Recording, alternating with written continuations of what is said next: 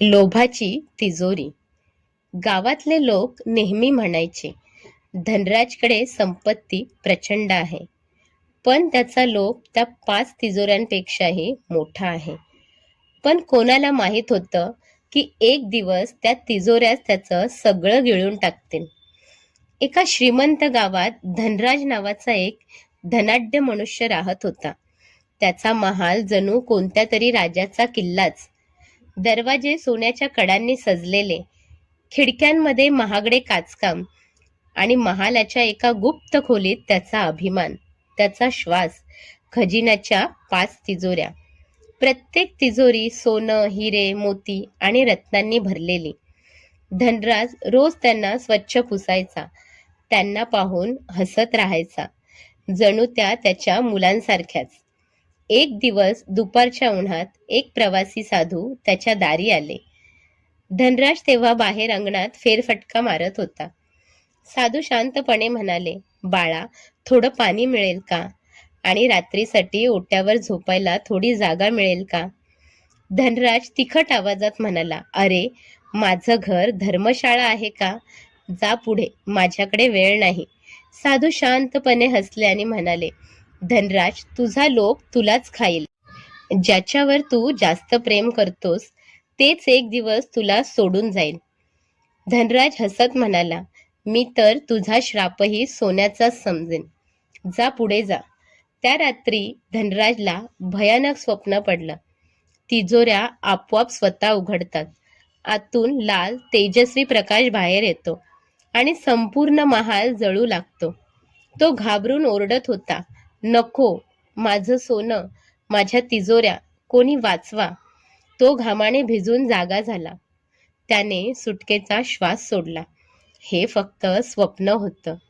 पण नेहमीप्रमाणे सकाळी जेव्हा तो तिजोऱ्यांकडे धावत गेला, 5ही तिजोऱ्या रिकाम्या होत्या. ना कुलूप तुटलेलं, ना दार उघडलेलं. सगळं तसंच, पण खजिना गायब. धनराजच्या पायाखालची जमीनच सरकली. साधूंचे शब्द खरे ठरले. त्याला आता त्याच्या वागण्याचा पश्चाताप होत होता. तो गावोगाव, डोंगरदऱ्यात, घाटात साधूंचा शोध घेत फिरू लागला. त्याचं सोनं हरवलं होतं, पण त्याला आता ते स्वतःला परत मिळवायचं होतं. काही दिवसांनी एका झाडाखाली साधू बसलेले दिसले. धनराज रडत म्हणाला, महाराज, मला माफ करा, मी चुकलो. अशी चूक मी पुन्हा करणार नाही. फक्त माझं सोनं मला परत द्या. साधू शांत स्वरात म्हणाले, धनराज, संपत्ती परत हवी असेल तर आधी मनाची तिजोरी भर. दया, सेवा आणि मदत, खऱ्या खजिन्याचा मार्ग तेथून सुरू होतो. त्या दिवसापासून धनराज बदलला. तो गावोगाव जाऊन लोकांना मदत करू लागला. भुकेल्यांना अन्न, विद्यार्थ्यांना पुस्तके, आजारी असलेल्यांना औषधं, अशा बऱ्याच सेवा तो करू लागला. आता त्याला रात्री शांत झोप लागत होती. हे सगळं करताना त्याला आता मनशांतीचा अनुभव येत होता. हळूहळू लोक त्याला धनराज दाता म्हणून ओळखू लागले. काही महिने गेले. एके दिवशी तो पुन्हा आपली जुनी गुप्त खोली उघडतो आणि चमत्कार, त्या 5ही तिजोऱ्या पुन्हा भरलेल्या. तिजोऱ्या पुन्हा भरल्या होत्या, लोकांच्या प्रेमाने, विश्वासाने आणि आशीर्वादाने. पण आता त्याला ते सोनं, हिरे, मोती बघून काहीच आनंद झाला नाही. धनराज तिजोऱ्यांकडे काही क्षण नजर स्थिर करून होता. चमकणारं सोनं, झळाळणारे मोती, हे सर्व त्याला आता अनोळखी वाटत होते. तो शांत खोल श्वास घेत म्हणाला, आता मला जी मनशांती भेटली आहे ती या सोन्यापेक्षा कितीतरी मौल्यवान आहे.